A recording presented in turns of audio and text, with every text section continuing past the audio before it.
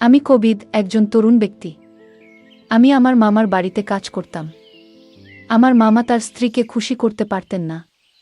ফলে আমার মামি আমাকে তার ঘরে ডাকতেন। মামি আমার পাশে এসে শুয়ে থাকতেন লুকিয়ে, আমি জানতাম না। আর আমি তাকে আমার স্ত্রী মনে করে সারারাত। মাম দেখতে অনেক সুন্দরী, যে কেউ তাকে দেখলে তার প্রেমে পড়তে চাইবে। আমার মামি আমার থেকে বয়সে বড় ছিলেন এবং আমাদের মধ্যে বেশি কথা হতো না। তিনি তার কাজে ব্যস্ত থাকতেন এবং মামার সাথেও কম কথা বলতেন। এক রাতে মাম আমাকে তার রুমে ডাকলেন। বললেন, কবিদ, আজ আমার শরীর ভালো লাগছে না, তুমি আমার পাশে শুয়ে থাকো। আমি তার রুমে শুয়ে পড়লাম। মাম লাইট বন্ধ করে দিলেন। এরপর আমি তাকে আমার মতো করে পেয়েছিলাম।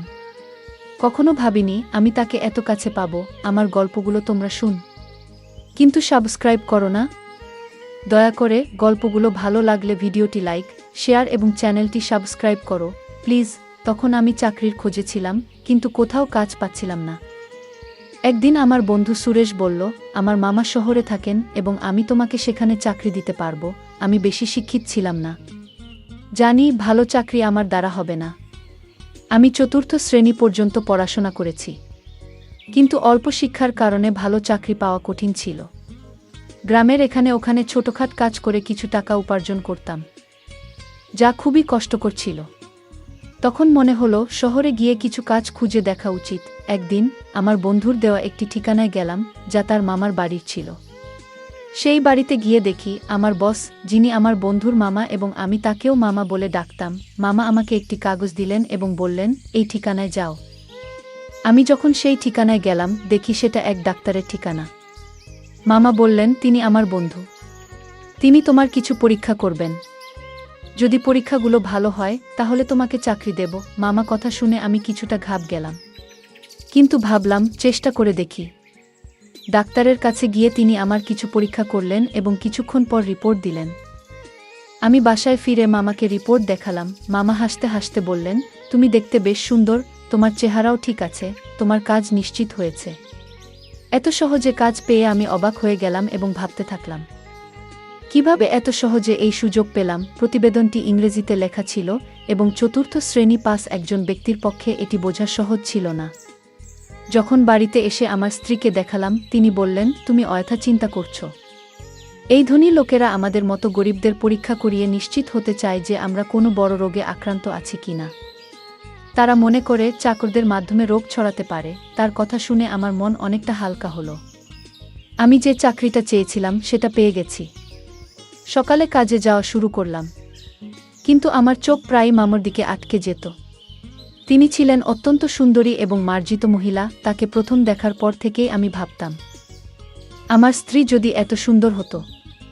আমি আমার মামার একজন সাধারণ চাকর ছিলাম। তার অর্থের কোনো অভাব ছিল না। তিনি আমাকে প্রতিদিন বাজারে নিয়ে যেতেন, কারণ তার কোনো সন্তান ছিল না। আমার মামা ও মামির মধ্যে কোনো ঝগড়া ছিল না। তারা খুব ভালোবাসায় দিন কাটাতেন। আমি মামিকে মনে মনে ভালোবাসতে শুরু করলাম। তাকে নিয়ে ভাবতে লাগলাম। একদিন বাড়ির পুরনো চাকর এলো। সে আমাকে অভিনন্দন জানিয়ে বলল, তুমি পরীক্ষায় উত্তীর্ণ হয়েছ, কিন্তু মনে রেখো, এই বস যাকে তুমি মামা বলে ডাকো খুবই কঠোর। এই কথা শুনে আমি ঘাব গেলাম এবং ভাবতে লাগলাম, যদি আমাকে চাকরি থেকে বের করে দেয় তাহলে আমার কি হবে। সে চলে যাওয়ার পর আমি মামামিকে খুশি রাখার জন্য আরও মনোযোগী হলাম, কারণ এখন আমার চাকরিটা চলে গেলে আর কোনোভাবেই চাকরি পাবো না।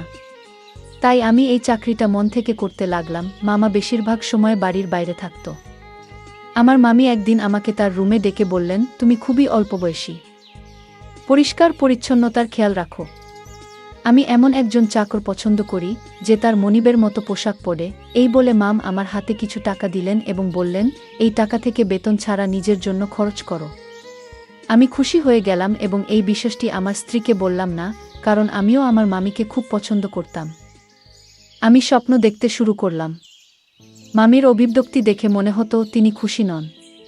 তার কোনো সন্তান ছিল না, তাই মনে হতো মামা তাকে খুশি করতে পারছেন না। আমি মামিকে খুশি করতে চেয়েছিলাম। মামির দেওয়া টাকা নিয়ে পরের দিনই একটা মার্কেটে গিয়ে কিছু নতুন জামা কাপড় কিনলাম। আমাকে দেখে মামি বললেন, আজ তোকে খুব সুন্দর লাগছে, সবসময় এমনই থেকো। আমি লজ্জা পেয়ে চোখ নামিয়ে নিলাম। আসলে আমার বিয়ে হয়েছে মাত্র ৩ বছর। কিন্তু আমার স্ত্রী মামির মতো সুন্দরী ছিলেন না। বিয়ের 2 বছর পরই আমাদের সন্তান নিউমোনিয়া হয় এবং সে পৃথিবী থেকে চলে যায়। এরপর আমার স্ত্রী সারাক্ষণ দুঃখে কান্নাকাটি করত। কিন্তু আমি একজন পুরুষ এবং আমারও কিছু প্রয়োজন ছিল। আমি চাইতাম আমাদের আরেকটা সন্তান হোক। কিন্তু আমার স্ত্রী সন্তানের নাম শুনলেই বিরক্ত হয়ে যেতেন। তিনি সবসময় আমার থেকে দূরে থাকতেন। আমার মামিকে দেখে আমার মনোভাব বদলাতে শুরু করেছিল। মামা মামির বিয়ে হয়েছে 10 বছর হয়ে গেছে, কিন্তু তাদের কোনো সন্তান নেই। মামা সবসময় তার ব্যবসায় ব্যস্ত থাকতেন আর মাম ফ্যাশন ও পার্টিতে মগ্ন থাকতেন। আমার মামিকে দেখে মনে হতো তিনি আমাকে পছন্দ করতে শুরু করেছেন। আমি প্রায় সিনেমা এবং নাটকে প্রেমের কাহিনী দেখতাম এবং কল্পনা করতাম মামি আমার কাছে এসে বলবেন, আমি তোমার প্রেমে পড়েছি। এক রাতে যখন আমি ঘুমাচ্ছিলাম মনে হলো আমার পাশে কেউ আছে। মামি ছিলেন খুবই সুন্দরী এবং তার দেহ আকর্ষণীয় ছিল। আমার স্ত্রী আমাদের সন্তান হারানোর দুঃখে নিজের শরীরকে অবহেলা করেছিলেন, কোনো যত্ন নিত না, তাই সে শুকিয়ে কাঠ হয়ে গেছে। আমার মতো একজন গরিব মানুষ যখন ভাবতাম আমি কি করে চাকরের মতো জীবন কাটাবো, তখন মামিকে আমার স্ত্রী ভেবে সারারাত উপভোগ করতাম। মামি আমার দিকে তাকিয়ে মৃদু হাসতেন। আমি আমার মামুর সান্নিধ্য উপভোগ করতে শুরু করলাম। কাজ করার সময় মাম আমাকে ডেকেই যে কোনো কাজ দিতেন আর আমি তা সঠিকভাবে করে দিতাম যেন কোনো অভিযোগের সুযোগ না থাকে। মামি সবসময় আমার প্রশংসা করতেন আর আমি সততার সাথে আমার কাজ চালিয়ে যাচ্ছিলাম। একদিন মামির শরীর খারাপ হলে আমি তাকে হাসপাতালে নিয়ে যাই এবং মামাকে ফোন করে জানাই। এরপর মামা হাসি মুখে আমাদের সবার জন্য মিষ্টি আনলেন। এটা দেখে আমি খুব খুশি হয়েছিলাম। কিন্তু সেই দিন থেকে মামার আচরণ বদলে গেল। তিনি আমার দিকে অদ্ভুতভাবে তাকাতে লাগলেন এবং বাইরে যাওয়া কমিয়ে দিলেন। ফলে এখন শুধুমাত্র মামার সঙ্গেই আমার দেখা হয় কম। কিছুদিন ধরে আমার মন মেজাজ খারাপ ছিল, কারণ আমি মামির সান্নিধ্যে অভ্যস্ত হয়ে পড়েছিলাম। আমার মনে হয়েছিল আমি হয়তো মামির প্রতি আসক্ত হয়ে পড়েছি। তবে আমার কাজ চালিয়ে যেতে লাগলাম। সময় চলে গেল এবং অবশেষে সেই দিন এল যখন মাম একটি সন্তানের জন্ম দিতে চলেছিলেন। কিন্তু মামা আর আগের মতো খুশি ছিলেন না। তিনি সবসময় চিন্তিত থাকতেন। আমি ভাবতে লাগলাম মামা কেন খুশি ছিলেন না। আমি যখন বাবা হলাম তখন আনন্দে উঠছিলাম, কিন্তু আমার মামাকে খুব চিন্তিত দেখাচ্ছিল, যেন কোনো বড় বিপর্যয় আসন্ন। এক রাতে মামা আমাকে তার ঘরে ডেকে বললেন, এই ব্যাগ নাও। যদি আজ রাতে আমার স্ত্রী সন্তান জন্ম দেয় তবে এই ব্যাগটি ব্যবহার করো এবং শিশুটিকে গোপনে সরিয়ে ফেলো। আমি কখনো মামার কোনো নির্দেশ নিয়ে প্রশ্ন করিনি, তাই সেদিনও কিছু বললাম না। কিন্তু আমার মন খুব অস্থির ছিল। বারবার ভাবছিলাম কেন মামা তার সন্তানের জীবন নিতে চাইছেন। রাত গভীর হলে মাম ঘুমিয়ে পড়লেন, তাই আমি গোপনে তার রুমে গেলাম। মাম তখন চোখ বন্ধ করেছিলেন। আমি মনোযোগ দিয়ে তার দিকে তাকালাম। মামার মুখে সেই চিরচেনা সৌন্দর্য দেখে আমি মুগ্ধ হলাম। কিন্তু আমার অবস্থান মনে করে মামার কথা মেনে নিলাম। মামার নির্দেশ অনুযায়ী কাজ করার জন্য তিনি আমাকে টাকা দিতেন। আমি গোপনে মামার দেওয়া ব্যাগটি তুললাম আর বাচ্চাটিকে ঢুকাতে শুরু করলাম। তখন মাম হঠাৎ আমার দিকে তাকিয়ে হাসলেন। আমি শিশুটিকে লুকিয়ে রাখছিলাম এবং মাম আমাকে দেখে বললেন, তুমি কি সত্যিই শিশুটিকে হত্যা করতে চাও? মাম আমাকে জিজ্ঞাসা করলেন, তুমি কি তোমার মামার নির্দেশে এসব করছো? আমি চমকে উঠলাম এবং বললাম, তুমি এটা কি বলছো? মামি বললেন, তোমার চাচা এই শিশুটিকে মেরে ফেলতে চায়, কারণ সে ভয় পায় যে এই শিশু তার নয়। তার কথা শুনে আমি স্তব্ধ হয়ে গেলাম। আমি অবাক হয়ে ভাবতে লাগলাম, এত কিছুর পরও এটা কিভাবে সম্ভব? মাম বললেন, তোমার মামা সন্দেহ করছে যে এই শিশু তার নয়, তাই সে এই কাজটি করতে বলেছে। সে এই শিশুটির বাবা নয়, তুমি এর বাবা। এই কথা শুনে তাকে বললাম, তবে তুমি কেন বলছো আমি এই শিশুটির বাবা? আমি এই কথা শুনে স্তব্ধ হয়ে গেলাম। আমি বললাম, আপনি কি চান আমি এই শিশুটিকে বাঁচিয়ে রাখি? মামি হাসলেন এবং বললেন, এই শিশুটিকে জঙ্গলে ফেলে দিও না, কারণ এই শিশুটির বাবা তুমি। আমি আরও বিভ্রান্ত হয়ে গেলাম, কারণ মামি বলছিলেন যে তিনি কখনো আমাকে স্পর্শ করেননি। তার কথাগুলো শুনে আমার মনে হলো আমি যেন স্বপ্ন দেখছি। আমি সোফায় বসে ভাবতে লাগলাম, এত সুন্দর একজন মহিলার সাথে যাকে আমি মামি বলে ডাকি, এমন কিছু ঘটেছে কি? আমি মামিকে জিজ্ঞেস করলাম, আপনি এত সুন্দরী কিন্তু কেন এমন করলেন? মাম বললেন, আমি খুব সুন্দরী কিন্তু আমার পরিবার খুব গরিব ছিল, তাই আমি তোমার মামার সাথে দেখা করতে এসেছিলাম। তোমার মামা মতো ধনী হওয়ার ইচ্ছা ছিল, তাই আমি তাকে বিয়ে করি। আর সে আমাকে প্রস্তাব দেওয়ার সাথে সাথেই আমি তৎক্ষণাৎ হ্যাঁ বলেছিলাম, কারণ আমি ধনী হতে চেয়েছিলাম। আমার বাবা মাও তোমার মামার সাথে বিয়ে করতে রাজি হয়েছিলেন, কিন্তু বিয়ের কিছুদিন পরেই জানতে পারলাম তোমার মামার সন্তান হওয়ার সামর্থ্য নেই। অনেক চিকিৎসা করানোর পরও কোনো ডাক্তার তাকে সুস্থ করতে পারেনি। তিনি মা হতে চেয়েছিলেন এবং এর জন্য তিনি যা করতে প্রস্তুত ছিলেন, তারপর তিনি তার চাকরের মাধ্যমে একটি অদ্ভুত পরিকল্পনা তৈরি করেছিলেন। তাই তিনি সবসময় চাকরদের নিযোগের আগে পরীক্ষা করাতেন। তোমার চাচা তোমার মাধ্যমে তার পরিকল্পনা সফল করতে চেয়েছিলেন। মামি বললেন, এই শিশুটি তোমারই সন্তান এবং তিনি চান না যে এটি প্রকাশ্যে আসুক। তিনি জানতে চেয়েছিলেন তিনি বাবা হতে সক্ষম কিনা। তাই আমাকে চাকরের সাথে ঘুমাতে বলেছিলেন। মামার এই কথা শুনে আমি আরও হতবাক হয়ে গেলাম এবং কিছু বলতে পারলাম না। তিনি বলতে লাগলেন, তোমার মামা আমার জন্য অনেক চাকর নিয়েছিলেন, কিন্তু আমি যাকে ভালোবাসার যোগ্য মনে করতাম তাকেই গ্রহণ করতাম। আমরা অনেক চাকর বদল করেছি, কিন্তু তোমাকেই প্রথম উপযুক্ত মনে হয়েছিল। প্রথম দেখাতেই তোমার প্রতি আমার আকর্ষণ জন্মায়। আমি অবাক হয়ে বললাম, তুমি কখন আমার কাছে এসেছিলে? মামি হাসলেন এবং বললেন, তোমার মামা এমন পরিকল্পনা করেছেন যে তুমি বুঝতেও পারোনি। তুমি মনে করতে তুমি তোমার স্ত্রীর সাথে আছো, কিন্তু আসলে আমি ছিলাম। তোমার মামা রাতের আধারে আমাকে তোমার রুমে পাঠাতেন এবং তোমার স্ত্রীকে অন্য ঘরে অজ্ঞান করে রেখে দিতেন। তিনি নিজেই পাহারা দিতেন যাতে কেউ সন্দেহ না করে। মামি বললেন, আমি প্রথমে বাধ্য হয়ে এসেছিলাম, কিন্তু পরে তোমার প্রতি আকৃষ্ট হতে শুরু করলাম। তোমার কাছ থেকে যে সুখ পাচ্ছিলাম তা তোমার মামা কখনোই দিতে পারতেন না। সেই কারণেই আমি নিজেও তোমার প্রতি দুর্বল হয়ে পড়েছিলাম। তোমার মামা যখন এই পরিকল্পনা চালিয়ে যেতে লাগলেন, আমি নিজে উপভোগ করতে শুরু করলাম। তিনি আমাকে তোমার কাছে বারবার পাঠাতে থাকলেন।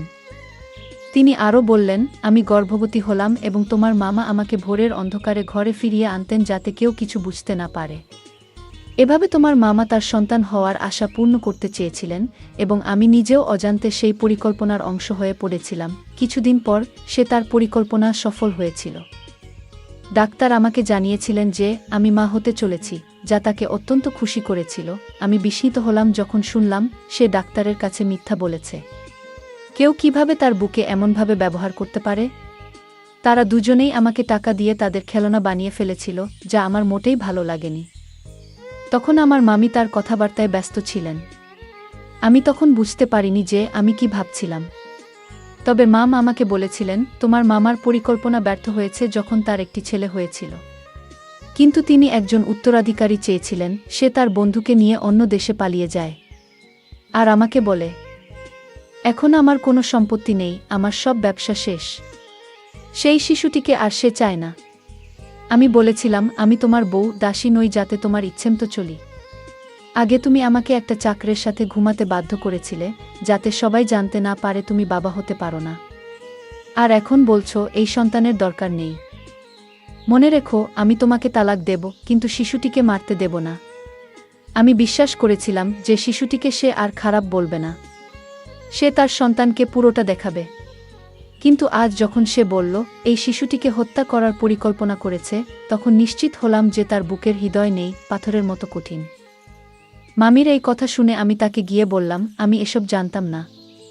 যদি এটা অন্য কারোর বাচ্চা হতো, আমি জঙ্গলে ফেলে দিতাম না। আমি বললাম, এখন এসবের পরোয়া করি না, তুমি তার মা, তুমি নিজেই তার যত্ন নেবে। একথা বলে আমি চলে যেতে লাগলাম।